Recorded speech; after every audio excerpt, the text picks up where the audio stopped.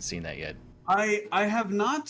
Feel free to tell me about it. Okay, so it is fantastic. I'm very much a fan of the 1980s Dune movie, for sure. Like, that was...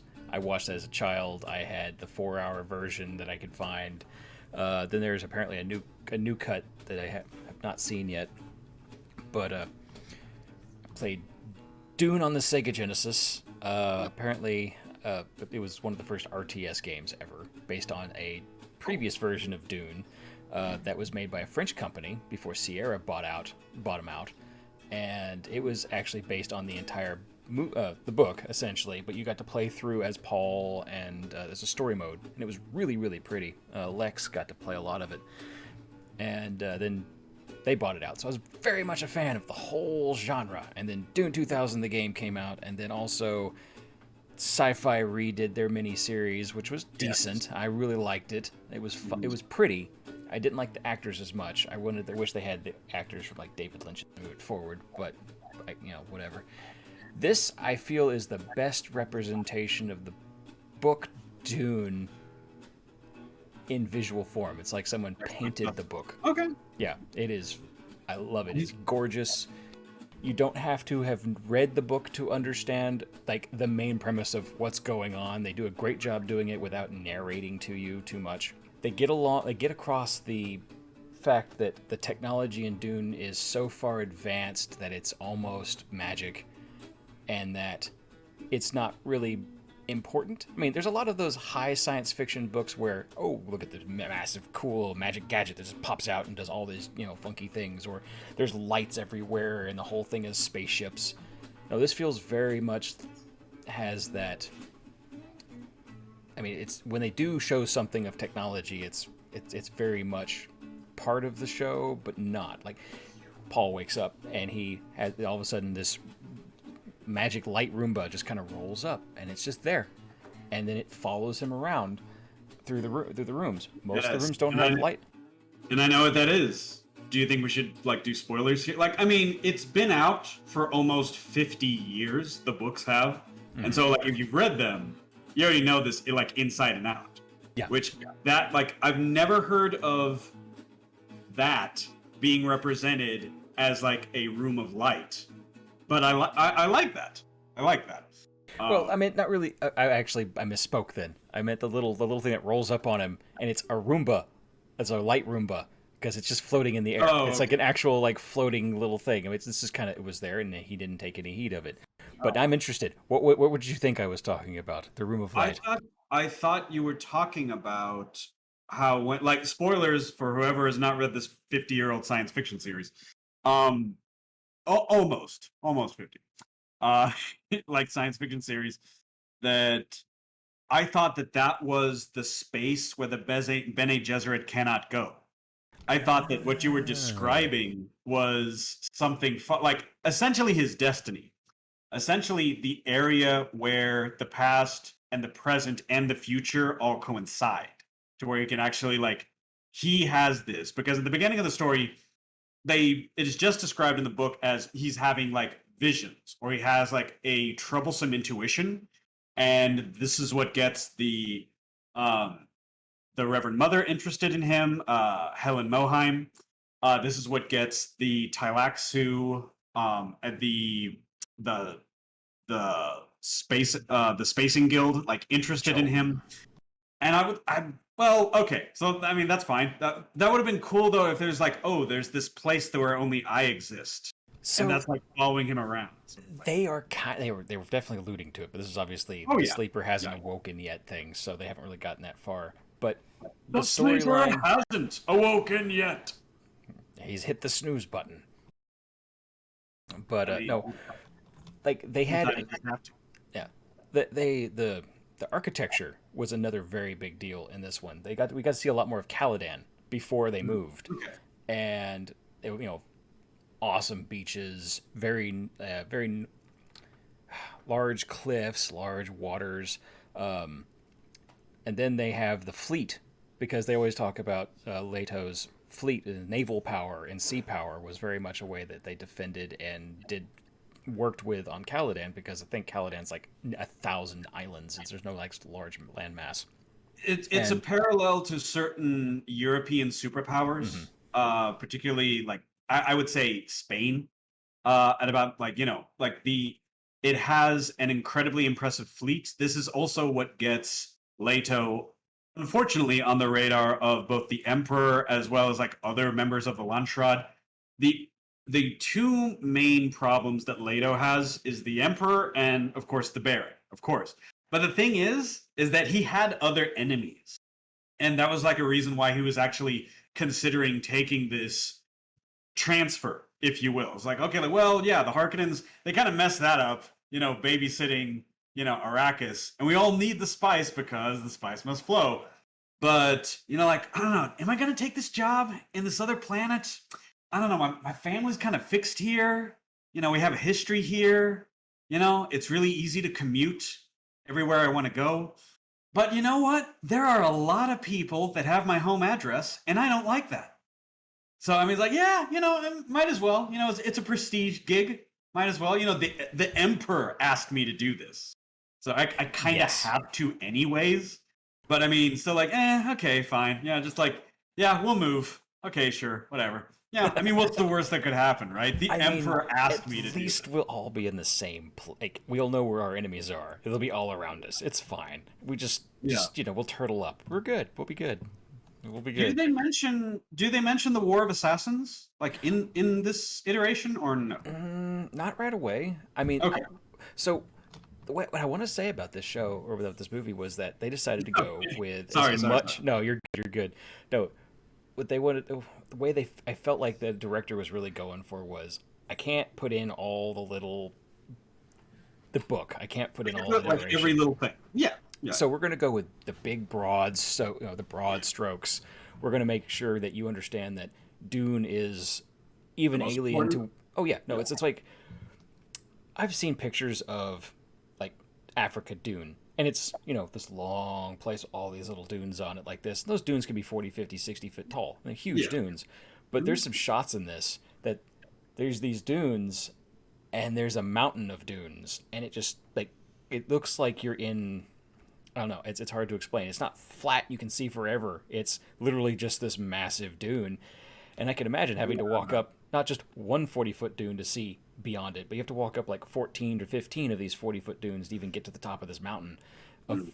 of sand. And Essentially, yeah, so, it's a mountain of sand. it feels very different. And the sandworms are great looking, but just the whole like feeling of this is it's going to be it's wonderful to see for the eyes. And the story Right. is simple enough and they don't go into a lot of the depth, but when they do, it's cute little things where Yeah. like the fact that when the battle happens, the Baron shows up to come back, and they're taking Paul and his mother into the desert because Yeah. he can't kill them. They have to, But unfortunately, if they die, they die. It's war. But he has three guys that he's sent to take them into the desert. Well, if they're asked under oath or by a truth sayer, they can say they did not kill them because they left him out in the desert. So they're safe there. But also because they know of Jessica's voice, they had a deaf guy. And the way they mentioned it was that Jessica looked at him and she said something and the guy did not respond. And And they had that's a the lot of thing. hand signals. Yeah, they had a lot of hand Yeah. signals going on. And Mhm. so there is subtext that pops up. And so they actually can convey more throughout a scene between more characters. There's actually a scene with Jessica talking to her son with um, the emperor's or one of the with what's his name the doctor Who for the how?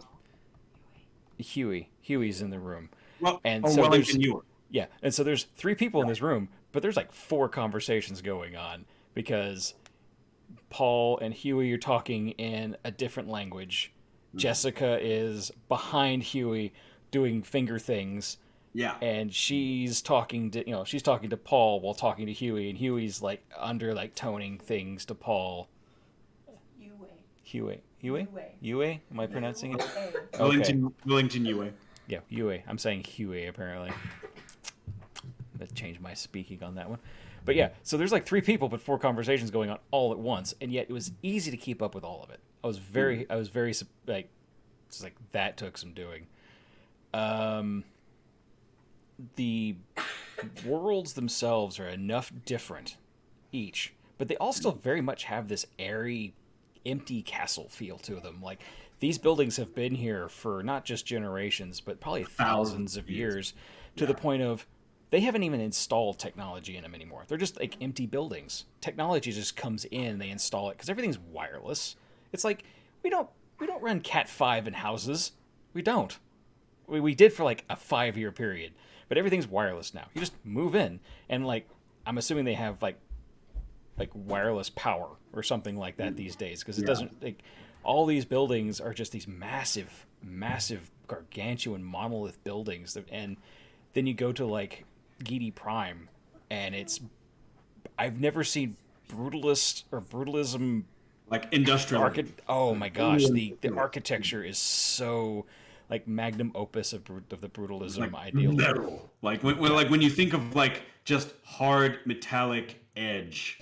I mean that's what Gedi Prime bunker concrete archways of massiveness, just long planes of it's like draconian brutalism is all I could think of when I was watching that, and I'm like, this is so perfect.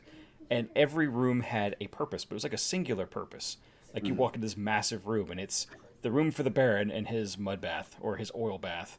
His oil. And and it's just the whole like the lighting in there and everything was basically to showcase the center. Every room was a stage, and every place in this TV or in this movie was a stage. And we all know like David Lynch's shot with with Captain Picard and the whole fight sequence with Paul, and it's like the whole not in the mood, but they shot that with his version, or the Howitt's version was perfect. The guy who did it this time, and I cannot remember his name. He's a very Brolin, yeah. Josh Brolin did it as he was. Okay.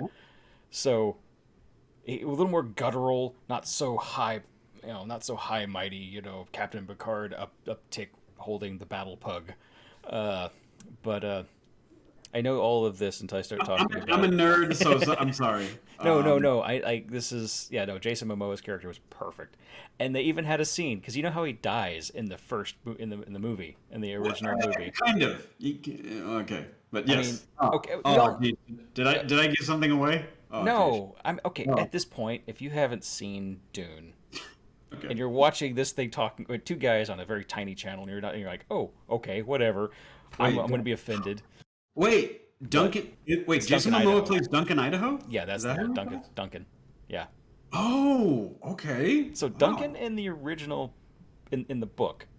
He does die, but he's cloned a lot in the series. He does die. Like he's the most important character, but only for like the first chapter. Like essentially, he was supposed to be the man on the ground. He was supposed to be like their reconnaissance agent. That was supposed to be developing a beneficial relationship between them and the Fremen. Yes. And like before everything went down the way that it went down, but yeah, he was killed off very quickly. That's Jason. They spent all that money on Jason Momoa to make him Duncan Idaho. Wow. I mean, jeez. Jason Momoa is the best Duncan. We're watching this. I just turned to Lex, and I'm like, they couldn't. I don't like. Could you think of anyone else that would have been better for this role? And no, because he pulls out that kind of like happy-go-lucky, don't worry about it, we're gonna win. And yet, when the moment's serious, he is 120% there. And they changed the way he dies in the movie from in the book, and I'm actually very happy with it. There's a scene where you're like, oh, here it comes, because you know what happens in the book. He's wearing his personal shield, and he's fighting off the Sardaukar, and then he's sitting there hand to hand with the guns, and all of a sudden everyone clears out of the way, and the guy with a nail gun shoots him from like halfway across the room, and the nail sticks in the shield, and like drills through the shield, and yes, and then Paul's like, goodbye, Duncan, and then Duncan takes it to the forehead and then dies. Well, in this one, it's different. I'm not going to tell you because I want you to watch it. It's fun. Sure, like, there's a moment where. What'd you say? I said, yeah, that's fine. Okay. I like how they dealt with it, because they basically have a moment where it's like, yes, that's how it happened. We're going to go a completely different direction with it, but we're going to Sure. pay homage to that moment. That's what I've heard. I've tried to stay away from reviews, but there are just some things by osmosis that just you can't avoid. And that there were changes made, but by all accounts, the changes that were made the storytelling more economical, as well as they enhanced or highlighted certain aspects of the characters. That unless you're a super nerd that has read way too much like of the Duneverse, then like you wouldn't know otherwise. Yeah. So One okay. thing that they were talking about also was that Jessica was a little more whiny in this version. And Okay. I mean, those of us who know kind of her story and know what's going on in her body at the time, my wife's like, no, Okay. I completely understand where she's from. Yeah, She's coming pass. from. Yeah, okay. Let's give her a pass on this. It's like, yeah. I mean, she was not an unstrong character. There is the scene where you start realizing she's losing control of controlling her son, but because Paul's making decisions now, and it's not the decisions of, gee, we need to get off planet, we need to get back to Caladan, we need to keep Or it safe. do we start a revolution here? And he's all about like, let's do the revolution thing here. Yeah. So she's having. I like the fact that I don't know. They didn't really pull that off quite the same way in the movie and in the TV series, where she was not as she didn't seem as much she wanted to get back to Caladan. Like in this one, she was like, nope, all 9 yards, we got to get off the planet. I think just from the media that has existed before this particular edition, I think the best was the very first miniseries that Sci-Fi did, mostly because it had her in a position of an advisor, because that's essentially when she was best, like when she was best characterized, rather than she was almost just a placeholder. She almost was non-existent, even when they were going into the desert and they were almost captured and all this other stuff happens, and then they like meet the Fremen equivalent of the mother of the Reverend Mother for the the faction, the Bene Militia or Bene because anyways, Yes. the desert Reverend Mother essentially. And when she works best as an advisor, like the first time before Paul is essentially what we would nowadays who would call blooded, essentially like the first time that he's actually forced to kill someone. She tries to intervene to make it to where he actually doesn't have to undergo this trial. One, because she's not confident that he actually could survive, and two, because she was uncertain as to exactly how the tribe would accept him or not, because they might kill them anyways. But aside from that, if they expanded her character a little bit more to where because she's almost like a statue, and she was almost like She felt like a narrator for a lot of things. yeah, so I mean it's like like in other tellings of the story, she almost doesn't matter. She's just there. We know she's there. We know what biological role that she serves. She's like Paul's and Alia's mother. But aside from that, and the fact that like she brought them both into the world, we don't really like get to know her like too much. So if they add in stuff, even if it's perceived as like a flaw, if they expand her character, I would think that would be like something. I haven't seen it yet, so I'm talking semi-precociously. But at the same time, I think that if they broaden that character a little bit to where she's more than just a biological placeholder, I think a lot of women would appreciate that as well. They made her more of a mother. Okay, good. When I say that is like, we don't get to see her when Paul's doing the box scene. She walks out of the room. In this, you see her on the other side of the door. They click back and forth, and instead of Paul doing the chanting about fear is the mind killer, it's her on the other side of the door as her like her mantra to keep herself from like bursting in there and killing Gaius Helen Mohiam. Okay, And nice. so yeah. And also realizing that she would have to stop anybody who decided to come through that door or try to get past her too, to get in the in the way of what's going on, because she knows for sure if anyone gets in there, her son's dead anyway.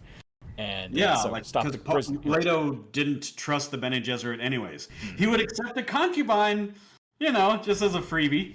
Actually, they also expanded Yue's position a little bit too. Instead of just not just installing the tooth, he's dropping little hints. Kind of, not that he's going to do anything, but he's like, Mm.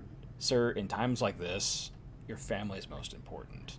And like Yeah. just little things like that Oh, going okay. along, and it gets him thinking. And like Well, because Leto goes and talks to Jessica. Is like, would you do anything to protect our son or protect Paul?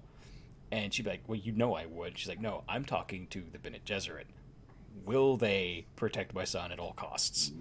And the look on her face is like, oh, wait a minute, there's something else going on. Like he's making deals around, he's looking around, okay, he's paying yeah, attention. And I really like the fact that they expanded Leto as a character, because in the movie, the previous ones, he's it there and then doesn't he's work. not. He's there just to be this Yeah, figurehead. He's gone. No, he's very much. We get to see a lot more of the dad as well. They really did okay, a good job showing relationships in this one, and their nice. connections between each other. I was very very happy. And there's a couple little like, I mean, the guy who plays him is also is Poe from Star Wars. He plays the X-wing pilot in the new TV trilogy. Oscar Isaacs. Yeah, Oscar Isaac. Yeah, And so he's like, I know, because Paul didn't want to take over being a duke. He's just like, that's just not something I'm looking forward to doing. yeah, And yeah. the dad's like, I completely understand too. I had to come to this myself, for my own direction, because his dad. They brought this in. Apparently, they talked to Brian and Kevin J. Anderson for Okay, like fleshing out backstories for all the characters, makes and sense. they bring in the the bullhead that they had at the table that killed his Paul's grandfather, Leto's dad. Mhm. And so they had a lot of bullfighting stuff in this one, which they had no bullfighting information that I remember from any of the 1984 Yeah, or even the TV series. And so they they had a lot more of that. They were able to season that well in, and I was very happy with that, because it made the more it wasn't just like, oh, you're dropped into this weird family moving, an episode of like home renovation where they're moving from one house to another, yeah, and they happen to be rich because they have a battle pug, but they didn't have a dog this time, which I'm happy and sad. I mean, it was kind of cute that they had it. They had the royal pug, but in the David Lynch version, but I don't know. You felt more like you were actually there and present and understood what the family was going through from the move. nice. And I've been kind of also going away from the part that I really, really happy to like. The moment I saw one on screen, I'm just like, they could not have made a better ornithopter. The ornithopters are utter gorgeous. It's like Yeah, you mated a dragonfly with an Apache helicopter, and yeah, they're, yeah. I've seen the oh design. man. Oh, I've watched them too in the trailer, but they show them a lot better in the movie, and I was very happy with the design choices of that. I'm sitting here going, when are we getting another strategy game? I really could have another real time strategy game based around all these units. I'm very happy with this.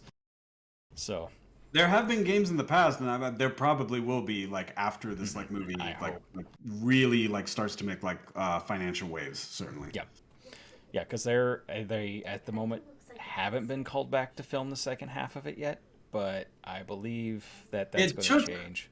it took about 2 years. Understandably, the shooting schedule was prolonged due to the pandemic. Understandably, so I think they're just like not making any like early announcements. They probably already have some footage for their next to begin the next installment, I would feel but they like they just would. have to get on like they just have to start moving like much more like just much more like they need more momentum Yeah. than they have like as of right now, because even especially a lot of European countries also have a lot more stringent Mm-hmm. guidelines for their workers. So as far as they were able to get here, yeah, like I think it would be a little bit too presumptuous to say like, okay, and next year we're definitely going to have the sequel.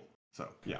Well, if they can't do a sequel to it, I will admit that the standalone of this Hmm. would be good. However, I want the effects crew and the director to do a space movie after this, because the scene where the Harkonnen are flying in So first off, I love how they did the guild ships. Instead of the big tube that jumps from one point to another Yeah. and then belches forth endless lines of spaceships, which they Mm. do, except in this one it's very unique. I didn't catch it at first. I actually had to see a meme of it, and then I had to actually go watch a bootleg version off of someone's online account through Okay. like a weird website. Not to watch the movie, but just the scene. Okay. The the guild ships are big, long tubes still, Yeah. but through them, they don't actually move in time and space. They are the gateway between two places. Because in one scene, you can see Gidi Prime behind it, like through the hole of it, and the Yeah. ships are just flowing through. I And mean, essentially, yeah, that's what no ships yeah, do. They don't actually physically move. They alter space around themselves. yeah, I think the easiest way for people unfamiliar with it would be the way that Doctor Strange uses a sling ring, hmm not to transport himself, but as a way of opening up a small gate to another like point in the world, essentially. this is true. But in the previous or in previous versions and in the Oh yeah, books, like, they show it where it'll flow. Like, well, they don't actually show it, but the ship moves. Like it does the whole like weird like yeah, stretchy Star Trek thing, I and guess then it has to, but yeah. yeah, I mean, what they do is all these ships dock to it, and then it sneezes over sideways, and it's done. Yeah. But in this one, you don't stop. Like the ship, it's just basically a long, like you said, an elongated Stargate that you just fly through, Mhm. and it was so different. I'm like, this I love. I want this. The Yeah. spaceship scene where they're actually coming down, and like opening fire on everything on the ground and the return fire up. It was gorgeous. It was beautiful. It was one of the best orchestrated uh, combat, like space combat sequences I've seen in a long time. And I Nice. wish that Star Wars paid a little more attention because they could have done it better. They could have done a lot better. But I'm I moving away from that. I'm moving away from that. The like, and I'm also not going to pick up on that. I will only say that depending on the success, I mean, there's that old saying that the sincerest compliment is to like mimic someone Mhm. or something. Like so, depending on like the positive feedback that they get, it is possible because like now, it ideally it should be a lot fresher. You know, we're Mhm. moving away from a lot of story points from the past, and now we're moving like forward. So maybe this will also translate into some design aesthetics. Hopefully, hopefully. Oh, brutalism is back in. Oh, no doubt. Like, and what you were, I think what you were starting to describe is that like the way that functionality overwhelms everything on Getty Prime because aesthetics have no meaning to the Harkonnen. Yep. They don't. I mean, essentially, everything is industry focused. You know? Except whoever their architect is, the fact that even though everything has form and function, it was also gorgeous being barren, or like the fact that whatever wall that happened to be slightly textured Mhm. was like purposefully done for taste. But I mean, it was very well just like boom, it was done. Hmm. And then the building for Arrakis, I can definitely tell you, was not built by the Gedi Prime people. It was built by probably a Yeah, prior ducal Stewart. take. Or, yeah. And so there are these massive reliefs on the sides of the walls about No. murals of sandworms and the people there, and of different planets that of people who've owned this planet prior, and it's just downright gorgeous, Hmm. and yet you can also tell that the Harkonnen were there because everything there was like no furniture, no nothing. They left Very nothing there. austere. Anything that was Yeah. like it couldn't be taken. Like if it was bolted down, it was left maybe. Hmm. But Did and they so have even a question? Because eventually I will see it, but like, do they have a lot of like integrated stoneware sort of like features? Mhm. Like the table is like what I mean by that. There's like in European architecture or like in sort of like Neolithic architecture, you will have either a cube and that's like your table, or it's like an island, or you have just heavy industrial like slabs of like granite as your fixtures. Is that yes, like I imagine something like that? I haven't seen it. I haven't looked online, but like is that kind of what yes, you saw? it's like obviously Like they didn't even leave the chairs, but like the table was there because it's built in. But Yeah, it's been smoothed down. It's everything is like the way the buildings are. I don't know. I loved it as an architectural like just designer. I'm sitting there looking, nice. just like Yeah, absorbing it, going, I'm going to work this into everything I build from now on. Like even this, and but I don't know. I've really enjoyed the whole movie, nice. and Yeah, I think the spice wasn't as bright as I was hoping it would be. But they anytime they wanted to like highlight it, it would like go metallic in the light. It would like frill around. But mm. I can't really think anything bad about the movie at all. Nice. I was Yeah. impressed all the way through, and I was visually enjoyed it the entire way through. Yeah, I definitely look forward to it. You saw it like Other this than last Jessica weekend or Giovanni. what? Yes. I saw it this weekend. Shard, my good friend from Bront, drove down all the way to Austin here to Nice. watch it because he's like, we haven't seen a movie in like 5 years together, so let's go to Alamo Draft House and let's watch this movie. I'm like, There you go. okay. So we did that, and then we went out for Chinese and had a wonderful evening. Nice. Well, sir, it's always a pleasure Yeah. to talk to you. I always enjoy it. Same I'm here. gonna have to start cutting it a little bit now. It's about I time for me to understand. go. All right, but thank you very much for You're welcome. Thank you very much for talking with me, and I just hope you have a good rest of your evening.